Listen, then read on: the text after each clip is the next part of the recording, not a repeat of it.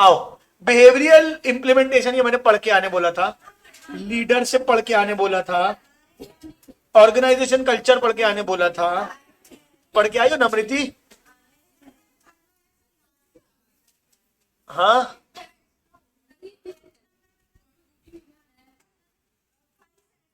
कहां तक पढ़ के आने बोला था मैंने, बताओ।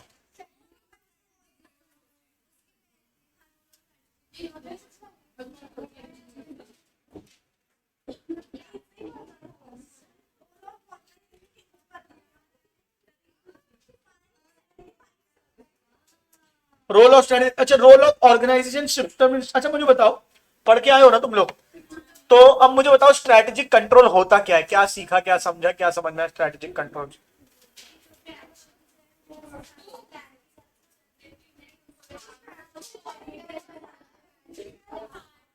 मतलब स्ट्रेटजी इंप्लीमेंटेशन के बाद की एक कंट्रोल प्रोसेस रखना, नजर रखना है कि स्ट्रेटजी एज पर वर्क कर रही है कि नहीं कर रही है, जैसी सोची वैसा इंप्लीमेंट हो रही है कि नहीं हो रही है, और इंप्लीमेंट होने के बाद वैसे रिजल्ट्स दे रही है कि नहीं दे रही।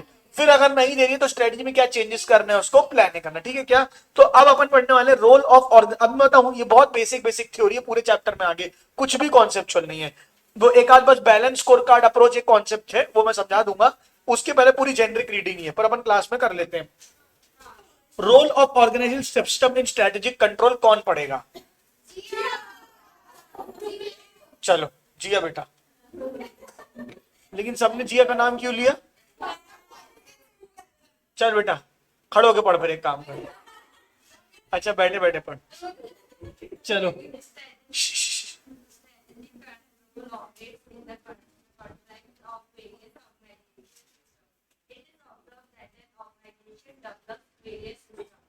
which has been integrating various parts of the organization. The following are the major organizational systems. मतलब ये बताएं कि कैसे कैसे ऑर्गेनाइजेशनल सिस्टम्स होते हैं जो क्या करते हैं। मतलब देखो, अब कंट्रोल रखना है तो पूरे टाइम में एक आदमी बैठा थोड़ी रहेगा कि क्या स्ट्रेटेजी इंप्लीमेंट सही हो रही कि नहीं हो रही, कैसे हो रही, क्या हो रही। तो कुछ ना कुछ सिस्टम्स, कुछ ना कुछ प्रोसीजर्स लगाने पड़ेंगे ना, जिससे ये पता चल पाए कि स्ट्रेटेजी कैसी है, सही वर्क हो रही नहीं हो रही। तो वो कंट्रोल प्रोसेस के लिए क्या कौन से सिस्टम्स लगाए जा रहे हैं उसके बारे में हमको पढ़ना है, ठीक है। पढ़ बेटा पहला। Management information and control system are closely interrelated. The information system is designed on the basis of control system. Every manager in the organization should have sufficient information about his performance standards and his contribution for achieving the organizational objectives. Information system initiates that every manager is getting the required information. Broadly speaking, the manager should be supplied with the information for taking appropriate action, for taking corrective steps for the delegation. If any, the manager must have the information at proper time and covering the functioning of a period which is subjected to control. हाँ, मतलब क्या बोला इनने, अगर आप चाहते हो कि आपका कंट्रोल सिस्टम अच्छा हो तो इंफॉर्मेशन सिस्टम अच्छा होना चाहिए। इंफॉर्मेशन सिस्टम अच्छा होना चाहिए मतलब ऐसे सिस्टम बनाओ कि मैनेजर के पास समय समय पे सारी बातें पहुंचती रहे, कौन से उसके क्या उसके टारगेट्स हैं, क्या उसके स्टैंडर्ड्स हैं, क्या उसकी परफॉर्मेंस है, कहां कहां उसकी परफॉर्मेंस स्टैंडर्ड से ठीक नहीं जा रही है, उसको कितना आउटपुट करना है, कितना आउटपुट हो रहा है। मतलब कुल मिला के अगर इंफॉर्मेशन सिस्टम अच्छा है तभी कंट्रोल रख पाना पॉसिबल है। अगर नॉलेज ही नहीं है, इंफॉर्मेशन ही नहीं है, डेटा ही नहीं है मैनेजर के पास, तो वो क्या कंट्रोल रखेगा, क्या इवेल्युएट करेगा और क्या करेक्टिव एक्शन लेगा। तो पहली चीज क्या चाहिए, सबसे पहली इंफॉर्मेशन सिस्टम, ठीक है। आगे पढ़िए। Spectrum. Which control function is based. Control function emphasizes that there is a plan which directs the behavior and activities in the organization.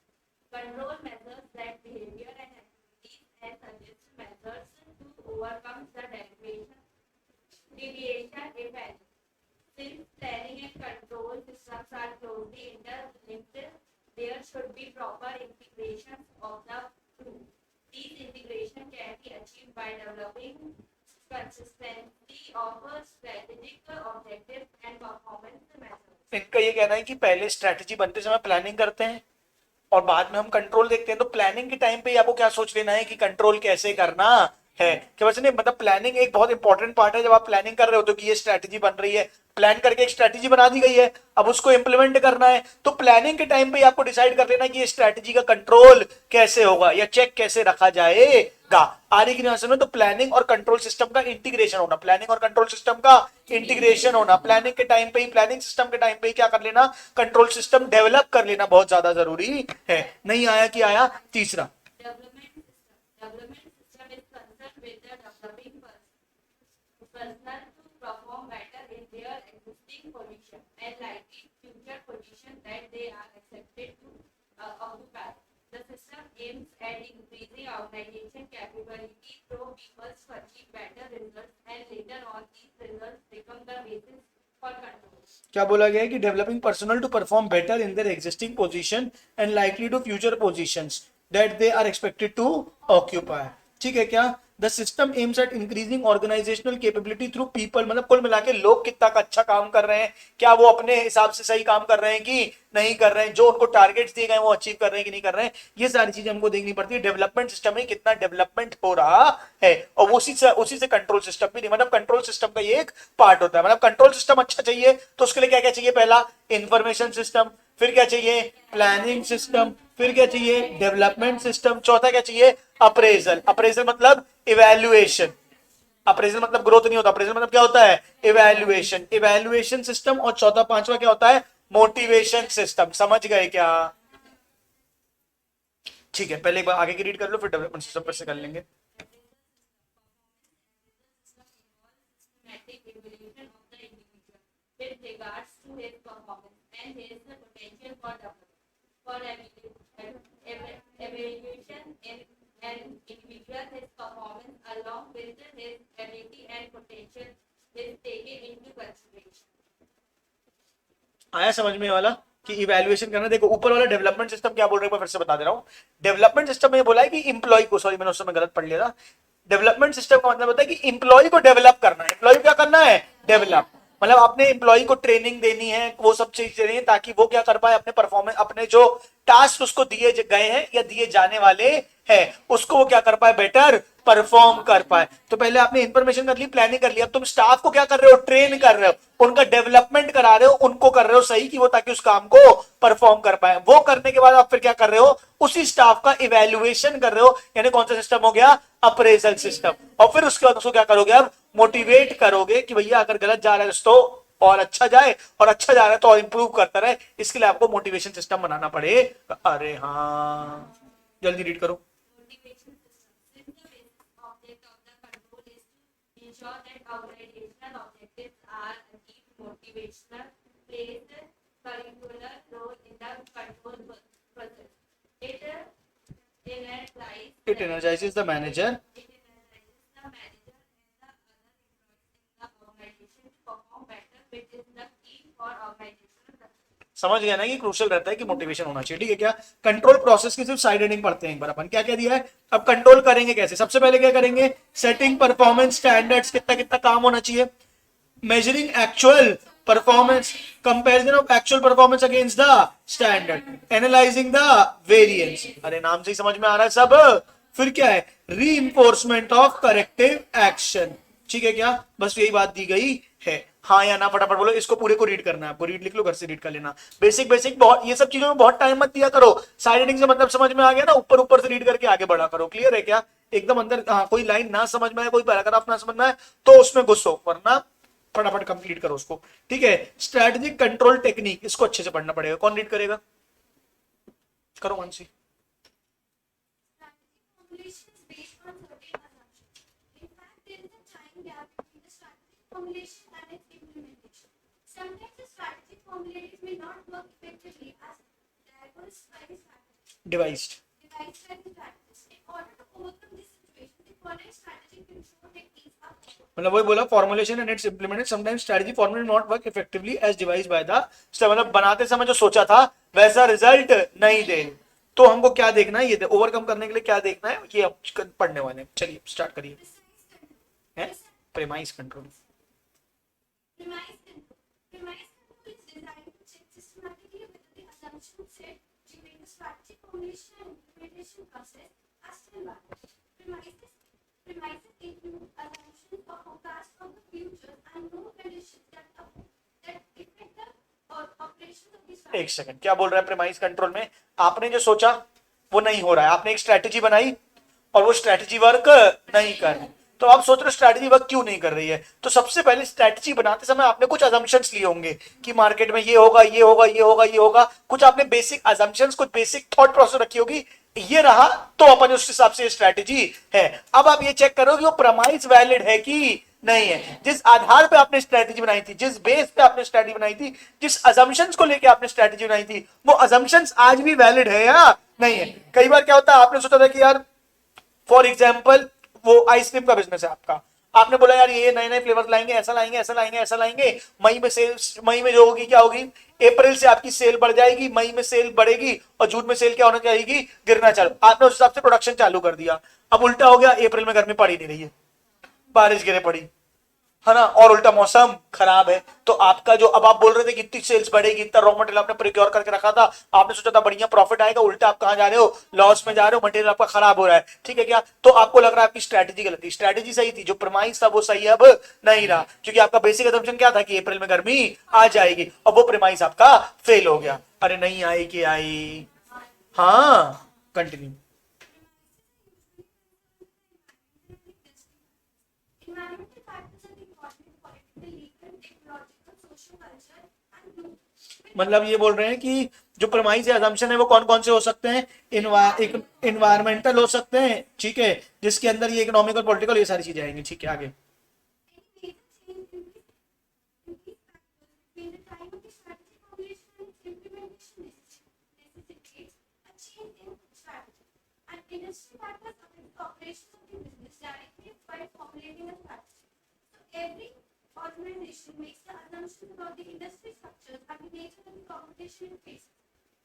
For effective premise control, an organization may take into account the following measures such as ठीक है, एक second, क्या बोला उसने कि आपको premises में change, आपको प्रमाइसेस के बारे में ध्यान रखना पड़ेगा। अब वो बोल रहे हैं कि अगर आपको प्रमाइस कंट्रोल करना है तो उसके लिए आपको क्या करना पड़ेगा, identify the key premises which are vital to the strategy implementation. Strategy बनाते समय आपने कुछ असम्पशंस लिए हैं, उसमें से कुछ असम्पशंस को स्टार मार्क कर लो कि ये असम्पशन क्या है, बहुत ज्यादा इंपॉर्टेंट है। आइसक्रीम का बिजनेस कर रहे हो, आपने सोच लिया कि अप्रैल में एकदम भीषण गर्मी पड़ेगी, ये एक बहुत इंपॉर्टेंट असम्पशन है, तो इसको आपने क्या कर लिया, अंडरलाइन कर लिया, आइडेंटिफाई कर लिया, पहले स्टार मार्क कर लिया कि आइडेंटिफाई द की प्रेमाइसेस, कौन कौन से की असम्पशंस हैं।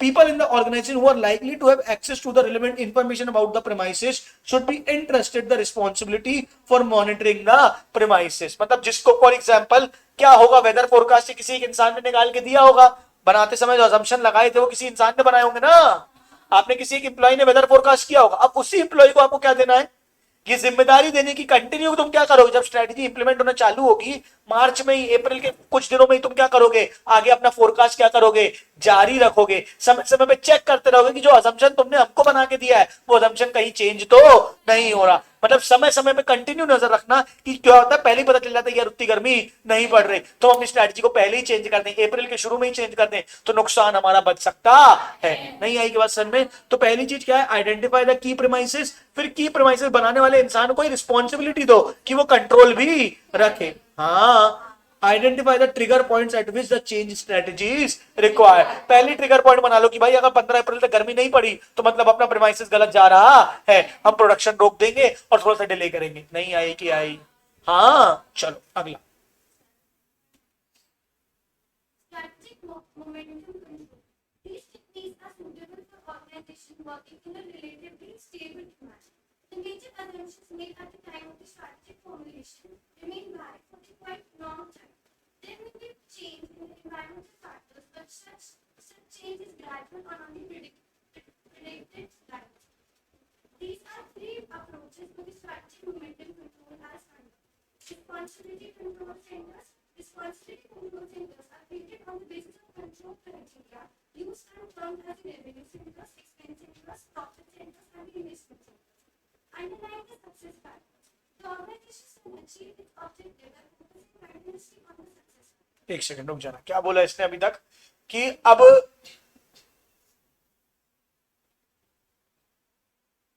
सुन रही हो? ठीक है क्या?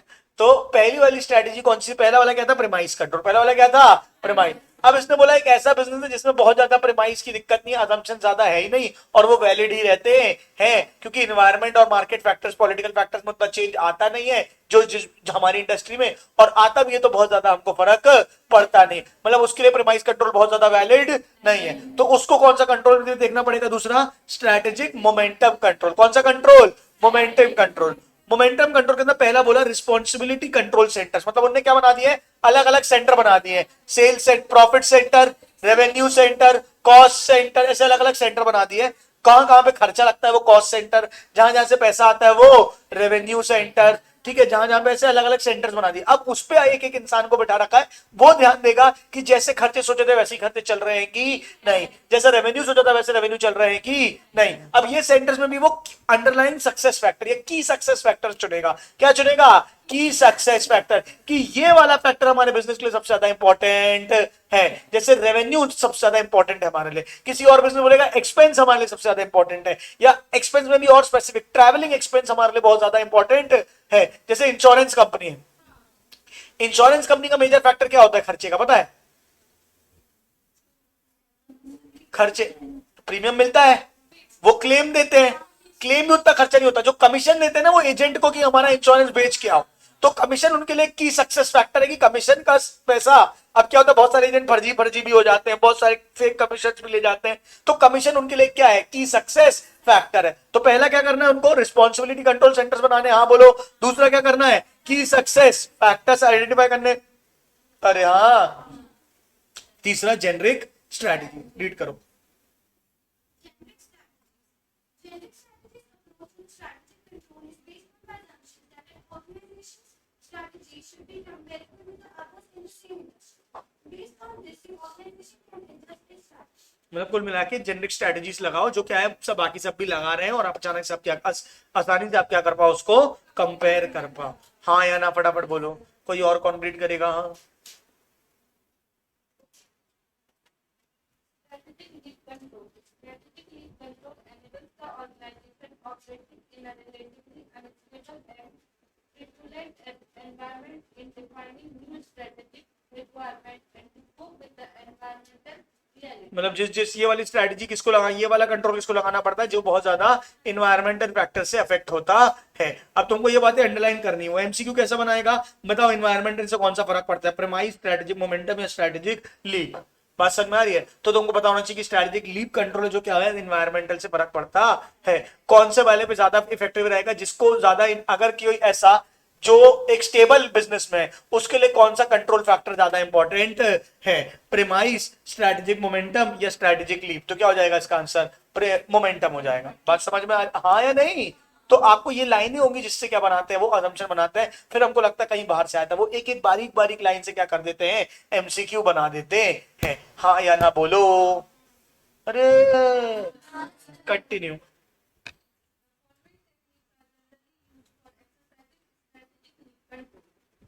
Strategic issue management. It involves identifying strategic issues and assessing their impact on the organization. By managing strategic issues in time, the organization can avoid the adverse effect on environmental supply. क्या बोला, it involves identifying strategy issues, assessing their impact on the organisation. कौन कौन सी बातें हैं strategy की जो हमको impact करने वाली है, हमको उसका ध्यान रखना पड़ेगा। दूसरा क्या है, Strategic field analysis. This involves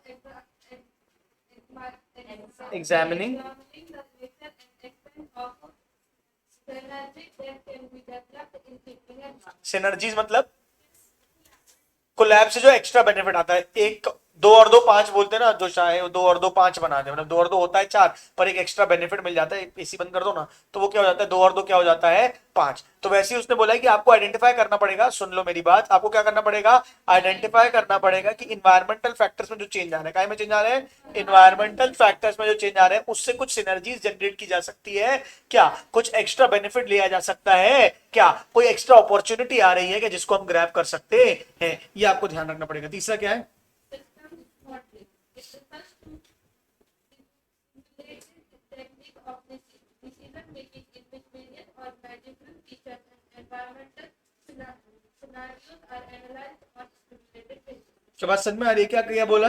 अलग अलग मतलब डिसीजन मेकिंग ली जाती है, कौन कौन सा इन्वायरमेंट फैक्टर्स हैं जो हमको इफेक्ट करने वाले हैं। तो हर एक चीज के हम क्या करते हैं, सुन रहे हो, हर एक इन्वायरमेंटल फैक्टर से अपनी सेंसिटिविटी चेक करते हैं कि ये वाली बात से हमको फर्क पड़ेगा, ये वाली बात से हमको फर्क पड़ेगा, ये वाली कौन सी बात से हमको फर्क पड़ेगा, वो स्टिमुलस चेक करते हैं सबका। हाँ या ना, फटाफट बोलो।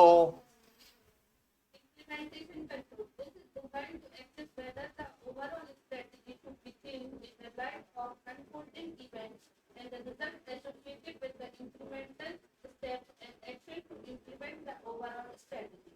In designing implementation control, the following taken into consideration, इनका क्या कहना है? This is design to assess whether the overall strategy should be changed in the light of unfolding events. Unfolding events मतलब अगर कुछ बदल